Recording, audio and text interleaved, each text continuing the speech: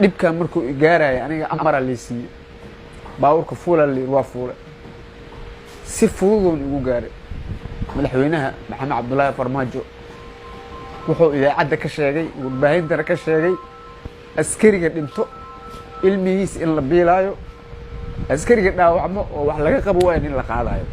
waa Dhibane Cumar Axmed Cibaar oo ka tirsan ciidamada booliska Soomaaliya gaar ahaan qaybtii guud ee Waaliyow Cadde. Dhibane Cumar ayaa sanadkii 2018 ku dhaawacmay weerarkii ka dhacay hoteelka Saxafi ee Muqdisho xilligaasi oo uu qayb ka ahaa askartii ka qayb qaadanaysay badbaadintii shacabkii waxyeelada ka soo gaartay weerarkaasi. balse Cumar ayaa la kulmay qarax gaari kale oo goobta yaalay halkaasi oo uu ka soo gaaray dhaawac culus oo waxyeelo u geystay xubnaha ugu muhiimsan jirkiisa sida caloosha iyo beerka. Dhibane Cumar ayaa ugu horeyn ka sheekeeyay sida ay dhibta ku soo gaartay.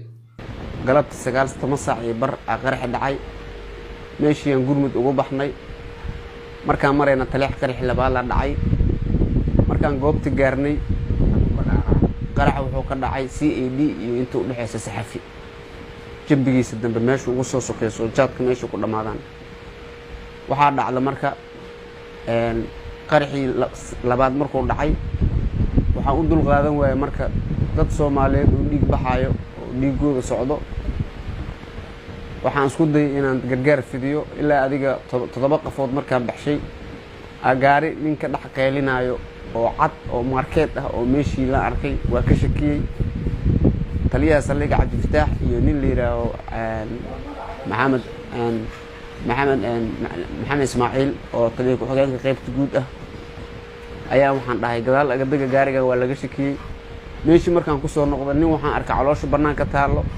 oo marna dhacayo marna fadhiisanayo waa u dul qaadan waaya marka anigoo gaariga ka shaki qaban ku carara ninkii markaan soo qaaday qaraxiga ugu dhacay qarax markuu ugu dhacay qarax wuxuu iga dhacay caloosha dhan banaanka ka timid beerkii wax waa iga gaareen sababkan wax waa iga gaareen.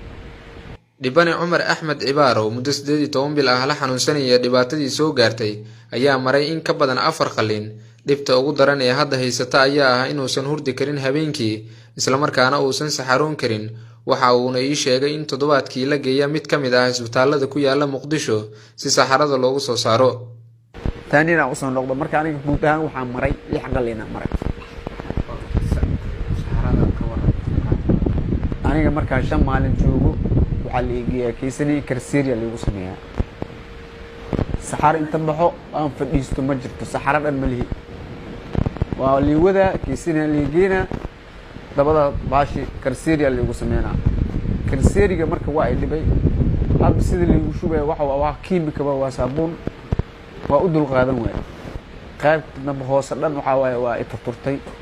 habeenkii buurdo waxa la igu shubay 17,000 oo dhiig la igu shubay ruuxadaas ay daaran maraan korka saartaa habeenkii buurdo waxaan hurdaa 10 daqiiqo 3 daqiiqo waxa la ii duraa cirbad leeyahay kramado cirbada waa iga badatay ma dhaqaaji karo. Dhibane Cumar Axmed ayaa isagoo ilmeynaya waxa uu inoo sheegay in dawladii uu ka tirsanaa uusan ka helin daryeelkii caafimaadka uu u baahnaa balse taa beddelkeeda uu dayac kala kulmay taliskii uu ka tirsanaa. dadkii aniga dawladii u shaqeynayay oo macnaha wixii inay gudbiyaan la rabay ima gudbin waxaan aad uga xumaa marka oo aan aad uga xumaay oo maskaxdayda markay ku soo dhacdo oo isku buuqa ninkii aniga aan la noolaa 7 bilood oo gurigiisa iridkiisa waardiyaha ka ah oo maxamed Ismaaciil hadana aan baawurkan ka dhaqaaqan dhahay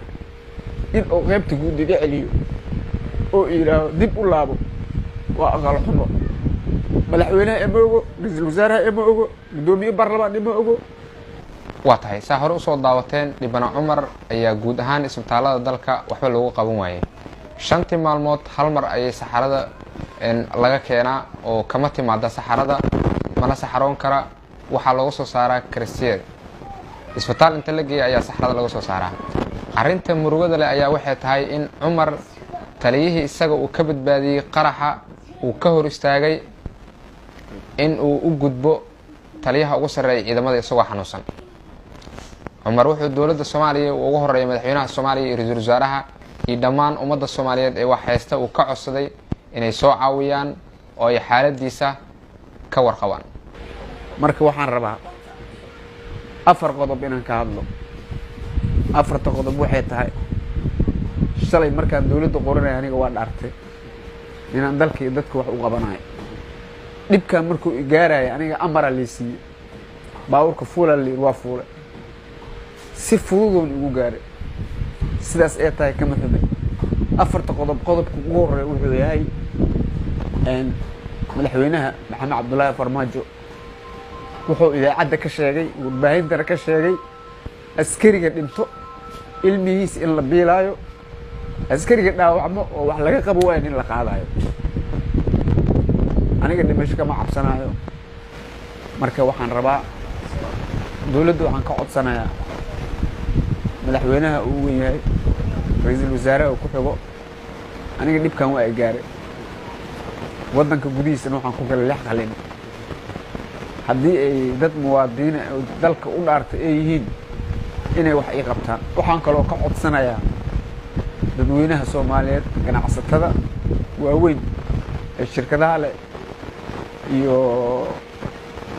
dhammaan inta Soomaali inta Soomaalida magaalada Muqdisho ku nool iyo dalka dibadiisa